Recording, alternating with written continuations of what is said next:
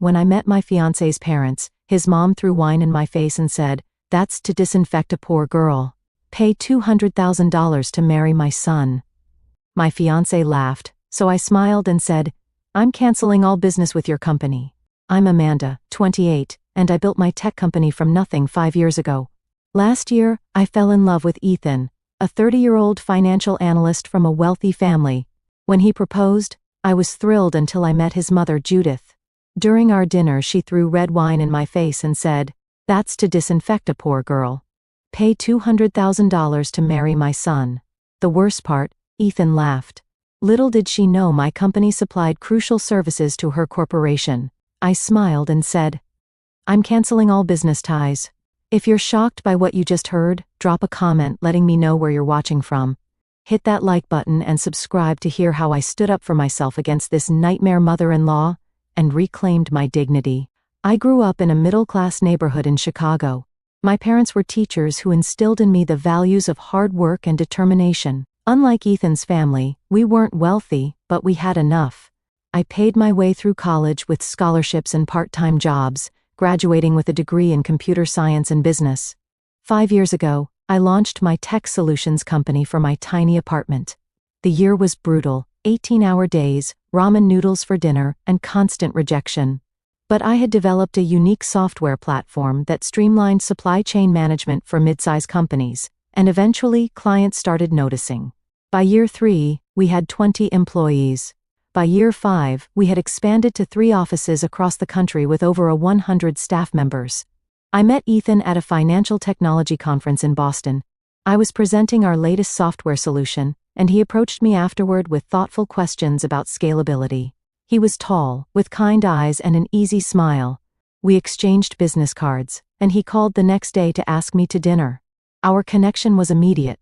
He was intelligent, ambitious, and seemed genuinely impressed by what I had built. Over the next year and a half, our relationship blossomed.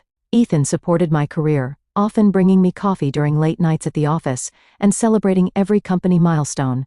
When he proposed 3 months ago with a vintage emerald ring, family heirloom, he said, "I didn't hesitate to say yes." It was only after our engagement that Ethan began mentioning his family more frequently. He described his father Richard as old school but fair and his mother Judith as particular about certain things. When I pressed for details, he would shrug and say, "Mom's just traditional. She'll love you once she gets to know you." I should have paid more attention to those subtle warnings. The Walker family, I learned, wasn't just wealthy. They were old money with connections throughout the East Coast business world. Richard had inherited and expanded a manufacturing company that produced specialized components for the aerospace industry. Their social circle included senators, CEOs, and occasionally, minor European royalty. Ironically, 6 months before our engagement, my company had secured a contract with Walker Industries. One of their divisions needed our software to modernize their inventory management system. The contract represented about 20% of our annual revenue, significant but not make or break. I had only dealt with their procurement team and IT department, never with the Walker family directly. As the dinner with Ethan's parents approached, I found myself increasingly nervous. I spent hours researching proper etiquette for dining with the upper class. I bought a new dress, conservative but elegant, navy blue with a modest neckline. I practiced small talk topics that seemed appropriate. Art, travel, philanthropy. "You're overthinking this," Ethan said the evening before the dinner. "Just be yourself. They'll see what I see in you." The day of the dinner, Ethan picked me up in his BMW. As we drove through increasingly exclusive neighborhoods, my stomach tightened. The Walker estate was at the end of a long private drive lined with perfectly manicured trees. The house itself was a sprawling Georgian mansion with columns and immaculate gardens. "You didn't tell me you grew up in a literal mansion," I whispered as we approached the front door. Ethan squeezed my hand. "It's just a house." But it wasn't just a house. It was a statement of generational wealth, of privilege I had never experienced. As the massive door swung open, I took a deep breath and stepped into Ethan's world. A uniformed housekeeper greeted us and took our coats. The foyer alone was larger than my apartment, with marble floors and a crystal chandelier that probably cost more than my car. Family portraits lined the walls, generations of Walkers looking down with the same confident expression Ethan often wore. Judith Walker appeared from a side room, elegant in a tailored black dress with a pearl necklace that gleamed against her skin. She was in her late 50s but looked younger, with Ethan's same hazel eyes and a practiced smile that didn't reach them. "Ethan, darling," she said, air kissing both his cheeks. Then she turned to me, her eyes sweeping from my hair to my shoes in a quick assessment. "And you must be Amanda." Her handshake was brief, her fingers barely touching mine. "How lovely to finally meet you. Ethan has told us so little about you." The emphasis on little wasn't subtle. Before I could respond, Richard Walker entered. Tall and distinguished with silver hair, he offered a warmer greeting. "Welcome to our home, Amanda. Ethan says you're quite the entrepreneur." "Thank you, sir. It's a pleasure to meet you both." We moved to a formal sitting room where a staff member served champagne. I perched on the edge of an antique sofa, acutely aware of Judith's scrutiny. "So, Amanda," Judith began, "tell us about your family. What does your father do?" "My father was a high school history teacher. He's retired now." "A teacher." She said it like someone might say an exotic dancer. "And your mother?" "Elementary school librarian. She passed away 3 years ago." "I'm sorry to hear that," Richard said genuinely. Judith merely nodded. "No family money then? No trust fund or inheritance?" "Mom," Ethan said, but his tone was more amused than reproachful. "It's a reasonable question, darling. I'm just getting to know your friend." "Fiancé," I corrected gently. "And no trust fund. I built my company from the ground up." "Yes. Ethan mentioned you have some sort of computer business?" "Tech solutions, actually. We develop specialized software for supply chain management. In fact, my company has been working with Walker Industries for the past 6 months." This news seemed to surprise Judith. Her eyes narrowed slightly. "I wasn't aware of that. The new inventory system that's being implemented, that's our platform," I explained, relieved to move to more comfortable territory. "I see. Well, I leave those details to our managers." The housekeeper announced dinner, and we moved to a formal dining room dominated by a mahogany table set with fine china and crystal. Each place setting had 3 forks, 2 spoons, and multiple glasses. I was grateful for my etiquette research. As the course was served, some kind of cold soup I didn't recognize, Judith continued her interrogation. "Where did you attend school, Amanda?" "University of Illinois. I had a scholarship." "Not Ivy League?" She raised an eyebrow. "The Walkers have attended Yale for 4 generations. Different paths to success, dear," Richard interjected. "Amanda's company is quite innovative from what I've heard." I smiled gratefully at him. "Thank you. We're particularly proud of our new predictive analytics module that Amanda," Judith interrupted. "You're using your dessert spoon for the soup." I wasn't, but I switched spoons anyway, feeling my face flush. Throughout the appetizer and main course, Judith found fault with everything: my posture, my voice, a bit loud for dinner conversation. Even the way I complimented their home, grateful rather than observant. Each criticism was delivered with a tight smile, as if she were doing me a favor. When I attempted to discuss the successful partnership between our companies, Judith waved her hand dismissively. "Business talk is so tedious at dinner. Tell me, Amanda, have you given any thought to children? The Walker line is quite important." "We haven't discussed timing yet," I said carefully. "I'd like to ensure my company is stable." Judith's face hardened.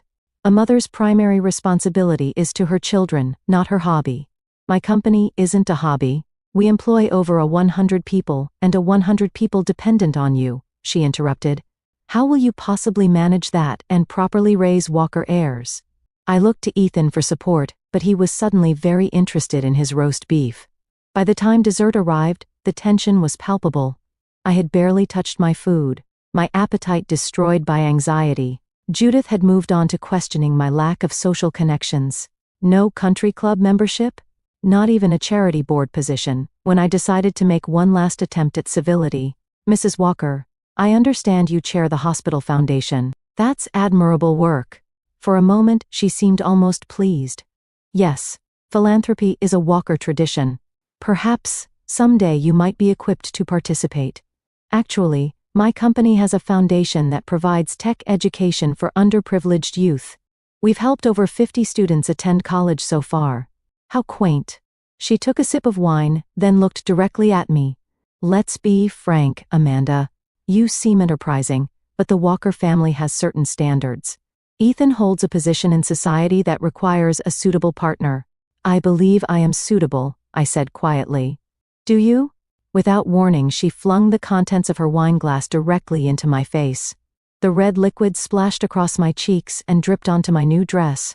I gasped, too shocked to speak. That's to disinfect a poor girl, she said calmly. If you want to marry my son, you'll need to contribute a $200,000 dowry to the Walker Family Trust. Consider it an entrance fee. I sat frozen, wine dripping down my face, unable to believe what had just happened. Even more unbelievable was Ethan's reaction. He laughed. Actually laughed. Mom has her ways, he said with a chuckle, handing me his napkin. She did the same thing to my cousin's wife. Richard looked uncomfortable, but remained silent. It's a family tradition, Judith explained, as if throwing wine at dinner guests was perfectly normal. The Walker family doesn't marry down without compensation. Your business may be successful now, but startups are notoriously unstable. The dowry ensures you're committed to the family, not just to Ethan's trust fund. I dabbed at my face, my hands shaking. I had no idea marriage required a purchase price. Everything valuable has a cost, Judith replied. If you truly love Ethan, this shouldn't be an issue. The remainder of the dinner passed in a blur. I barely spoke, mechanically eating tiny bites of dessert, while Judith discussed their upcoming vacation to the Maldives. Ethan acted as if nothing unusual had happened, chatting about golf and mutual friends I'd never heard of. As we prepare to leave, I made one last attempt to salvage something from the evening. Despite our challenging introduction, Mrs. Walker, I hope we can maintain a professional relationship. Your company's partnership is important to us. Judith patted my cheek condescendingly. Of course, dear. Business is business. The dowry is personal. I'll have my assistant send the account details for the transfer. I've never been so relieved to leave a house in my life. The car ride home was silent for the 10 minutes. I stared out the window, still processing what had happened, waiting for Ethan to say something, anything, to acknowledge the humiliation I'd just endured. Finally, I couldn't take it anymore. Are you going to say anything about what your mother did? Ethan sighed. I told you she was particular. Particular? Ethan. She threw wine in my face and demanded, I pay to marry you. It's just how Mom is. She did the same thing to my sister-in-law, Jennifer. Once you pay the dowry, she'll warm up to you. I stared at him in disbelief. You think I'm going to pay $200,000 to join your family? It's not a big deal. You can afford it with your company doing so well. That's not the point. It's degrading and archaic. And you laughed, Ethan. You laughed when she assaulted me. Assaulted? He rolled his eyes. Don't be so dramatic. It's a family tradition. If you want to be part of this family, you need to respect our ways. That night was our real argument. What disturbed me most wasn't Judith's behavior, it was Ethan's. He didn't defend me, didn't apologize for his mother, and seemed genuinely perplexed by my upset. When we reached my apartment, I told him I needed space to think. Don't overthink this, Amanda, he said, kissing my forehead. Just pay the dowry and we can move past it. I barely slept that night. I kept replaying the dinner in my mind, wondering if I had somehow misunderstood or overreacted. By morning, I had convinced myself that perhaps this was just an unusual custom I wasn't familiar with, a test of some kind. Then my phone rang. It was Judith. Amanda, dear. I'm following up about our discussion last night. My assistant will send the wire transfer details today. We expect the dowry to be paid within 30 days, or we'll have to reconsider Ethan's engagement. She spoke as if we were discussing a routine business transaction, not the purchase of her son. Mrs. Walker, I'm not comfortable with. Also, she interrupted, I've scheduled a meeting with your team next week. There are some adjustments we'd like to make to the software implementation. Nothing major, just a few customizations. Before I could respond, she hung up. The meeting she referenced took place at my company's headquarters. Judith arrived with Walker Industries' CIO and 2 IT managers. For 2 hours, she was the model of professionalism. No mention of the dinner disaster, no personal comments at all. But the few customizations turned out to be major system overhauls that weren't in our contract and would cost thousands of extra development hours. When I tried to explain this, Judith smiled coldly. I'm sure you can accommodate us, given our personal connection. Ethan would be disappointed if his fiancée couldn't manage such a simple request. The threat was clear: pay the dowry and do the extra work, or lose both the relationship and the contract. That evening, Ethan called. Mom said the meeting went well. Did she mention she's asking for changes that would cost my company nearly $100,000 in uncompensated work? I'm sure she's just testing your commitment. He paused. Have you transferred the dowry yet? Ethan, we need to talk about this. It doesn't bother you that your mother is essentially holding our relationship hostage. Don't be so American about it, he said, his tone patronizing. In many cultures, dowries are normal. Just pay it, Amanda, for us. The next day, I met my best friend Stephanie for lunch and told her everything. That's insane, she said, eyes wide. You're not actually considering paying, are you? I don't know. I love Ethan. But this feels wrong. Stephanie frowned. You know my cousin works for that law firm that represents a lot of Boston elite, right? Let me ask her if she's heard of the Walkers doing this before. 2 days later, Stephanie called with disturbing news. The dowry tradition wasn't just for Ethan's sister-in-law. According to her cousin, the Walkers had demanded similar payments from multiple people who married into the family. More concerning, those who paid didn't suddenly become accepted. The demands just changed form. Ethan's last fiancé paid, Stephanie said. Then they demanded she quit her job because Walker women don't work. When she refused, Ethan broke it off. I felt sick. Why would he do this? Some families see marriage as a business transaction, not a love match. The Walkers clearly think their name has monetary value. I spent the next week researching the family's pattern. Through industry contacts and social media, I connected with Ethan's ex-fiancée Melissa. What she told me confirmed my worst fears. After I paid, they controlled everything. Where we lived, who we socialized with, even when we would have children. When I resisted, Judith threatened to have my father's contracting business blacklisted. Ethan always sided with her. Meanwhile, the business relationship was deteriorating. Judith began calling daily with new demands and complaints. She criticized my staff in meetings, repeatedly mentioned that Walker Industries could find another vendor, and made implementation of our software increasingly difficult. The pressure from Ethan intensified as well. What started as gentle reminders about the dowry became daily texts and calls. Mom's getting impatient, Amanda. This is embarrassing for me. If you really loved me, this wouldn't be an issue. When I expressed concerns about his mother's business tactics, he dismissed them. You're being paranoid. Business and personal should be separate. But they weren't separate. Not for Judith. She was weaponizing the business relationship to force my compliance in personal matters. And slowly, I began to see that Ethan was complicit. 3 weeks after the disastrous dinner, I confronted Ethan directly. I need to know where your loyalty lies, I said. With me, your future wife, or with your mother? That's not fair, he protested. I love you, but I respect my family's traditions. Even when those traditions involve humiliating and extorting your fiancé, you're overreacting. It's just money, Amanda. You have it. Why not pay? Because I won't be bought or sold. Marriage should be about love and partnership. His expression hardened. You Americans are so obsessed with romantic notions. Marriage has always been about family alliances and financial stability. My family is offering you social connections most people would kill for. At the price of my dignity. The argument escalated until Ethan stormed out. An hour later, my phone buzzed with a text. It wasn't from Ethan, but from an unknown number. The message contained screenshots of a conversation between Ethan and his mother. Mother. Ethan. She's still being difficult about the dowry. Judith. Keep pressuring her. The business contract gives us leverage. Ethan. What if she still refuses? Judith. Then she's not Walker material. Remember your trust fund conditions. Ethan, I'll bring her in line. She just needs to understand how things work. I felt physically ill. The man I loved, the man I thought respected me as an equal, had been conspiring with his mother all along. This wasn't just about a family tradition, it was about control. Later I discovered the text had been sent by Richard's personal assistant, who had witnessed too many similar scenarios and felt compelled to warn me. 2 days later, Judith called with an invitation, or rather a summons. We're having a family dinner this Saturday to discuss the situation. The entire family will be present. We expect you to attend with a decision about the dowry."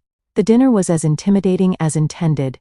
Ethan's brother William and his wife Jennifer were there, along with his Uncle George and Aunt Patricia. All eyes were on me as Judith explained the situation. "Amanda seems reluctant to honor our family traditions," she said. "I thought it might help if she heard from others who have joined our family successfully." One by one, the in-laws spoke about their dowry experiences. Jennifer described it as an investment in my future. Ethan's Aunt Patricia called it the price of admission to a better life. His uncle's wife, Margaret, emphasized how it proved her commitment to the family values. Throughout their testimonials, I noticed something disturbing. None of them looked truly happy. Jennifer barely spoke unless prompted. Margaret deferred to her husband on every question. They seemed less like family members, and more like employees afraid to displease the boss. Then Richard spoke, surprising everyone. "I paid to Amanda. When I married Judith, her family required proof of my commitment." Judith looked annoyed at this revelation. "That was different. Your family wasn't established." "The principle is the same," Richard said, then fell silent under his wife's glare. Finally, Ethan took my hand. "Amanda, we all want you to be part of this family, but traditions matter. It's time to decide. Are you in or out?" The ultimatum hung in the air. Everyone waited for my answer. "I need to use the restroom," I said, needing a moment to breathe. In the hallway, I checked my phone and found 3 urgent messages from Maria, my business partner. "Amanda, we're having an emergency with Walker Industries. Judith called a meeting with our team this morning and threatened to terminate the contract over quality issues. She's telling other clients we're unreliable. We're already getting calls from Harrington Corp asking if we're stable." What's happening? My personal crisis had officially become a business crisis. Judith wasn't just threatening my relationship. She was attacking my company, my employees, everything I'd built. When I returned to the dining room, I could barely maintain my composure. The conversation had moved on to wedding plans for a wedding that would apparently only happen if I paid for the privilege. "The country club is booked for June," Judith was saying. "If Amanda confirms the dowry payment this week, we can secure the date. And if I don't?" I asked quietly. The room fell silent. "Then there won't be a wedding," Ethan said firmly. "I love you, Amanda, but this is non-negotiable." In that moment, looking at his face, so similar to his mother's in expression and resolve, I finally saw the truth. Ethan had never respected me or my accomplishments. To him, I was an acquisition, not a partner. His love was conditional, based on my compliance with his family's demands. The devastation must have shown on my face because Richard unexpectedly spoke up again. "Perhaps we could reduce the amount given Amanda's business success." "The amount is traditional," Judith snapped. "If anything, it should be higher given her background." I stood up. "I need to go." "Running away doesn't solve anything," Judith said dismissively. "I'm not running. I'm leaving a situation that has become untenable." Ethan followed me to the door. "Don't do this, Amanda. Think about what you're throwing away." "I am," I said. "And I'm wondering what I ever saw in a man who would let his mother throw wine in my face and then demand I pay for the privilege." The next day brought more bad news. Another major client called to cancel their contract, citing concerns about our stability, concerns that had apparently originated from Judith Walker. My company's reputation, built over 5 years of hard work, was being systematically dismantled by a woman who saw me as nothing more than inadequate for her son. By the end of the week, we had lost 3 clients and our stock was beginning to drop. My dream, my employees' livelihoods, everything was suddenly at risk. The crisis had reached its peak. I had to make a decision: pay the dowry to save my relationship and possibly my business, or take a stand and risk losing everything. That weekend, I went to my father's home in Chicago, needing distance from both Ethan and the business chaos. Dad listened to the whole story without interrupting, his expression growing increasingly concerned. "This isn't about money," he said finally. "It's about respect. If they don't respect you now, paying won't change that." "But my company, Dad, everything I've built was built on your intelligence and determination, not on one client, even if it's a significant one." His confidence in me was the step toward reclaiming my own. When I returned to Boston, I booked a meeting with Diana, my longtime mentor and former business professor. Over coffee, I laid out the entire situation. "You faced a predator," she said bluntly. "Judith identified your vulnerabilities, your love for her son and your business connection, and she's exploiting them. Classic power play. How do I fight back? She has more resources, more connections." Diana smiled. "But you have something she doesn't expect, the ability to surprise her. Predators don't expect prey to turn and fight." With Diana's guidance, I began developing a strategy. I reconnected with Taylor, a college friend who now worked for the Boston Business Journal. Without sharing details that would identify the walkers, I discussed the general situation. "Unfortunately, it's not uncommon," Taylor said. "Old money families often use business ties as leverage in personal matters. It's rarely reported because the victims fear retaliation. What if someone did report it?" Taylor raised an eyebrow. "It would make a compelling story about ethics in business relationships. Hypothetically speaking, of course." Next, I initiated a thorough investigation into Walker Industries' business practices. If Judith was willing to use her company as a weapon against me, I needed to understand exactly what I was dealing with. I assigned my best analyst, James, to the task. 3 days later, James delivered his report. "There are some concerning patterns," he said. "Walker Industries has a history of abruptly terminating contracts with companies whose executives had personal conflicts with the family. There are also several instances of questionable accounting practices and potential labor violations. This wasn't just about me. The Walkers, particularly Judith, had a pattern of misusing their business power for personal vendettas. Meanwhile, I worked with our sales team to accelerate outreach to potential new clients. We focused particularly on Meridian Global and Frost Technologies, 2 competitors of Walker Industries who had previously expressed interest in our services. My CFO, Rachel, ran financial projections of life without the Walker contract.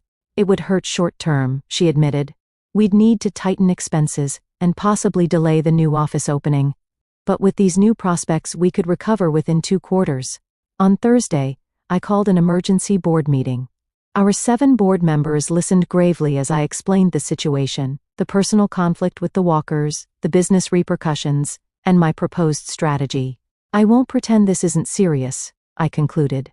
"Walker Industries represents 20% of our current revenue. Losing them will impact us.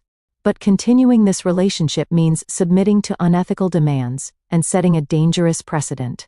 To my relief, the board unanimously supported my decision to separate from Walker Industries. Harold, our chairman, put it best. "We didn't invest in this company to watch it become a puppet of old money bullies. We invested because you, Amanda, have integrity and vision." Throughout this period, Ethan continued his campaign to pressure me. His texts oscillated between romantic pleas and thinly veiled threats. "I miss you. Can't we work this out?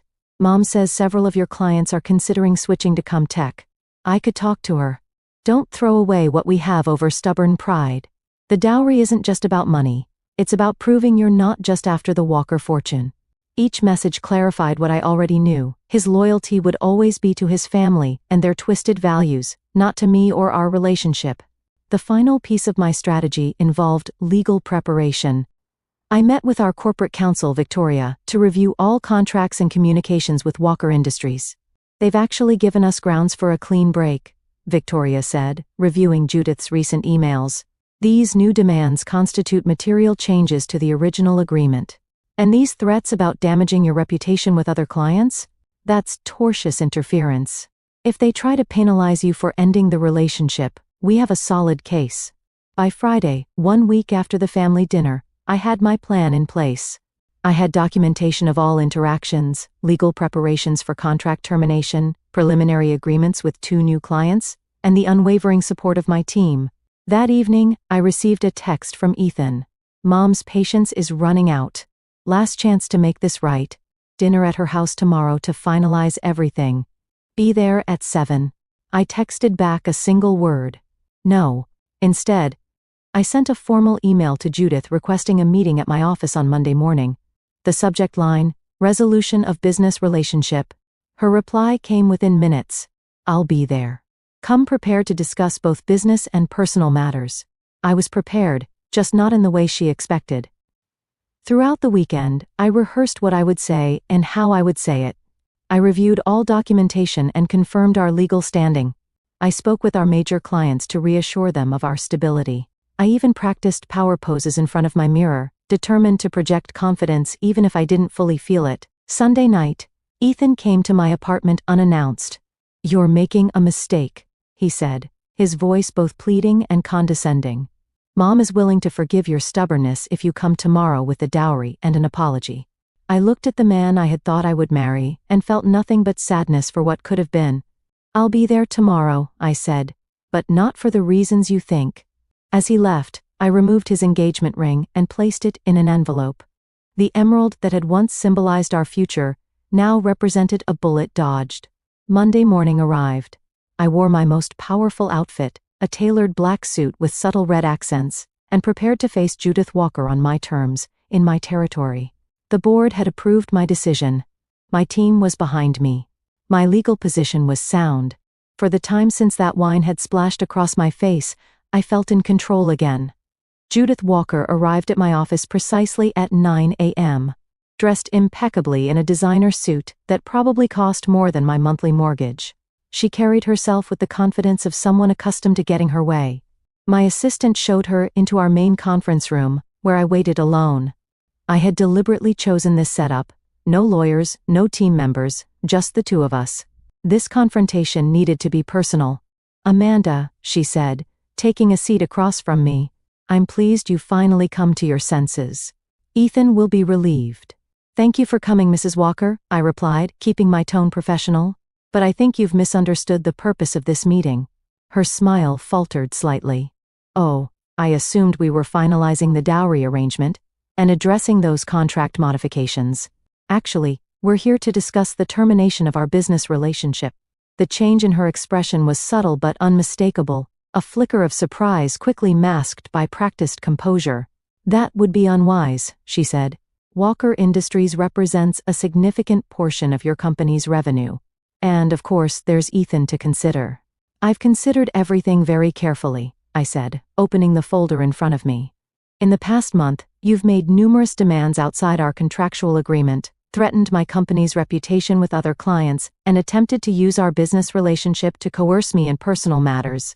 I slid several documents across the table, printouts of emails, meeting notes, and the text message exchange between her and Ethan. What I initially thought was just an unpleasant personal interaction has revealed itself as a pattern of unethical business conduct. Her eyes narrowed as she glanced at the evidence. "You're making a grave mistake." "No, Mrs. Walker. The mistake was thinking I needed to tolerate abuse to be successful. I've secured 2 new clients to replace Walker Industries' business, Meridian Global and Frost Technologies." The mention of her competitors visibly rattled her. "They don't have our resources or influence." "Perhaps not. But they value our services on their merits, not as leverage for personal agendas." I pulled out another document. "This is our formal notice of contract termination, as permitted under Section 8.3 of our agreement. Your recent demands constitute material changes to the original terms. This is absurd. Your legal team will advise you that fighting this would expose some concerning practices within Walker Industries." I placed another folder on the table. My team found several instances of questionable accounting, potential labor violations, and a pattern of contract terminations that could be construed as tortious interference. For the time, Judith looked genuinely alarmed. "You're investigating us?" "I'm protecting my company, something I should have done sooner." I leaned forward. "I'm not interested in damaging Walker Industries, Mrs. Walker. I simply want a clean break, both professionally and personally." At that moment, my assistant entered with a small package. "Perfect timing," I said, taking it. "This is for Ethan." I opened the package to reveal the engagement ring, now nestled in a corporate courier envelope. "I'm returning this with the same level of dignity and respect you showed me at our dinner." Judith's face flushed with anger. "You ungrateful." "I'm not finished," I interrupted, my voice steady. "I want to be absolutely clear. I'm not buying a husband, Mrs. Walker. I'm building a life, one based on mutual respect and genuine partnership, not financial transactions disguised as tradition." I stood up, signaling that the conversation was ending. Effective immediately, My company is terminating all contracts with Walker Industries. The transition documents are included in that folder, along with the contact information for our legal team should you have questions about the process. Judith also rose, her composure cracking. You won't get away with this. Do you have any idea who we are in this community? One word from me, and doors will close for you everywhere. That might have worked in the past, I acknowledged. But times have changed. Bullying and threats leave paper trails now, and stories about powerful families using their businesses to settle personal scores make compelling headlines. You wouldn't dare. I'd prefer not to, I said honestly. This can end cleanly, Mrs. Walker. You go your way, I go mine. Or, you can escalate, and we can see how today's business community responds to your methods. For a long moment she stared at me, calculation visible in her eyes. Then she gathered her purse. Ethan deserves better than you, she said coldly. On that we agree, but for different reasons, I replied. Security will escort you out. As she reached the door, I added, one more thing, Mrs. Walker. That $200,000 you wanted? I'm donating it to a scholarship fund for generation entrepreneurs. I thought you should know. After Judith left, I sat alone in the conference room, my hands trembling with the aftermath of adrenaline. I had done it, stood up to her, protected my company, and freed myself from a relationship that would have slowly crushed my spirit. The fallout was immediate but manageable. Walker Industries issued a terse statement about differing business philosophies, and began transitioning to another vendor. Several society events suddenly lost my invitations. Ethan sent a final text calling me the biggest mistake of his life, but there were unexpected positives too. That evening, I received a call from an unknown number. Amanda? This is Richard Walker. I braced myself for more threats or anger. I wanted to apologize, he said instead. What Judith did, what we all did, was inexcusable.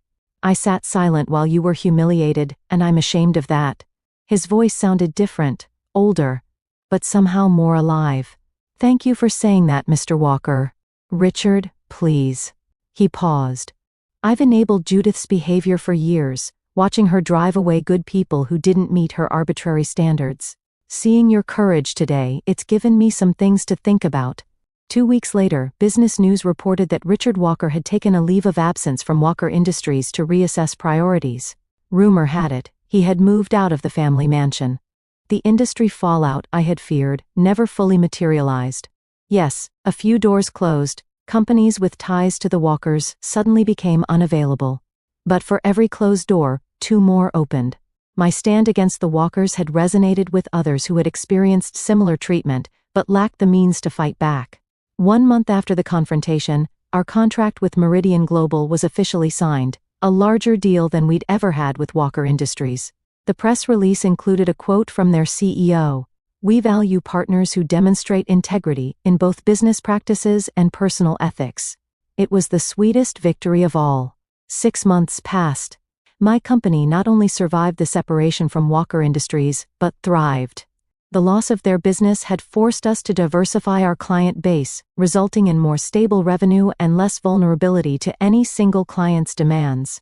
We added 15 new clients, expanded to an office in Seattle, and launched a new product line that was already exceeding sales projections.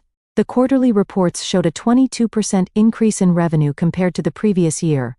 The transition hadn't been entirely smooth. We had needed to delay some projects and tighten expenses temporarily. 2 employees had left, concerned about stability, but the core team had rallied around our values, working longer hours and bringing innovative solutions to new challenges. The business relationship with the Walkers was completely severed. But the personal fallout continued in unexpected ways. Ethan attempted to reconcile several times, his approaches evolving as his mother's influence apparently waned. His attempt came via text, Mom was wrong. Or, I was wrong. Can we talk? When I didn't respond, flowers arrived at my office with a note, I miss your strength and intelligence. Dinner without my family's involvement. Finally, he showed up at my apartment one evening, looking disheveled and humbled. I've been seeing a therapist, he said. I'm starting to understand how dysfunctional my family's dynamics are. Part of me wanted to believe him. The connection we'd shared had been real, at least on my side. But his betrayal had cut too deep. I'm glad you're getting help, Ethan, I told him. But we can't go back. What if I've changed? What if I'm breaking free from her control? Then do it for yourself, not to win me back. Real change doesn't happen in a few months, and it doesn't happen to impress someone else. As he left, I felt a weight lifting, the final remnants of what if and maybe someday that had lingered in my heart. More surprising was my developing friendship with Richard Walker. After leaving his wife, he had rented a modest apartment and begun reconnecting with friends Judith had deemed unsuitable. We occasionally met for coffee, where he shared insights from his therapy and his regrets about enabling Judith's behavior for decades. I thought protecting the Walker name meant preserving traditions, he said during one such meeting. I never questioned whether those traditions deserved preservation. Through Richard, I learned that my stand had created ripples throughout their social circle. Jennifer, Ethan's sister-in-law, had begun attending business school, something Judith had previously forbidden. 2 other Walker-in-laws had renegotiated their roles in family businesses, demanding respect rather than continuing as silent partners. My company received unexpected recognition for ethical business practices. The Boston Business Journal, where my friend Taylor worked, published a feature on companies that maintained integrity despite pressure from larger entities. While the article never named the Walkers, the profile of my company emphasized our commitment to valuing partnership over power imbalances. This publicity led to speaking engagements at business schools and entrepreneurship conferences, where I shared lessons about maintaining ethical boundaries between personal and professional relationships. Success built on compromise of core values isn't success became my signature message. It's just a prettier version of failure. Perhaps the most healing development came 9 months after the confrontation. At a technology conference in San Francisco, I met Marcus, the founder of a cybersecurity firm. Our connection was immediate, intellectual, personal, and founded on mutual respect. Unlike Ethan, Marcus was genuinely fascinated by my business journey, asking thoughtful questions and offering insights without condescension. When I eventually shared the Walker story, his response was refreshingly straightforward. That's their loss, and my gain, he said simply. Anyone who can't see your worth at face value doesn't deserve access to it. Our relationship developed slowly, both of us bringing lessons from past experiences. There were no demands for financial proof of commitment, no family traditions that superseded personal dignity, just 2 equals building something meaningful together. 1 year after my confrontation with Judith, I attended an industry gala where I unexpectedly encountered Ethan. He was there with his new girlfriend, a woman from a family apparently wealthy enough to satisfy Judith. "Amanda," he said, approaching me as I stood near the bar. "You look well." "Thank you. So do you." An awkward silence stretched between us. "I've been meaning to tell you," he finally said. "You were right to stand up to my mother. And to me, we were wrong." "I appreciate that, Ethan. Your company is doing amazing things. That new security platform is brilliant. Thank you. I heard you're heading up the European division now. Congratulations." He nodded, then hesitated before adding, "She still talks about you, you know? Mom? She'll never admit it, but you're the only person who ever stood up to her and won." As he walked away, I realized I felt nothing but a calm certainty that I had escaped a life that would have slowly eroded my self-worth. Later that evening, I received an Industry Innovation Award for our new platform. Standing at the podium, looking out at a room of peers who valued my work on its merits, I thought about the journey of the past year. Success isn't just about building something valuable, I said in my acceptance speech. It's about refusing to devalue yourself in the process. Sometimes the most important business decision you'll make is walking away from the wrong opportunity, the wrong partnership, or the wrong relationship. The lessons from the Walker experience had transformed both my personal and professional approach. I became more discerning about partnerships, more attentive to early warning signs of power imbalances, and more confident in my own worth. My company now had an explicit ethics policy that prohibited the kind of boundary violations Judith had attempted. We walked away from potentially lucrative deals when they came with strings that compromised our values.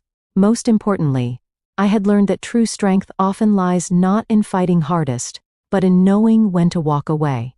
The $200,000 dowry would have been financially manageable, but the cost to my dignity would have been incalculable. One day the right relationship and the right business partnerships will value you not for what you can pay, but for who you are and what you bring to the table. Never settle for less than the respect you deserve.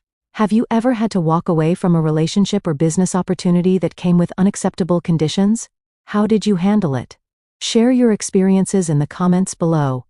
If this story helped you recognize your own worth, please hit that like button and subscribe for more stories about standing up for yourself in both personal and professional situations. Thank you for listening to my journey, and remember, your dignity is never for sale.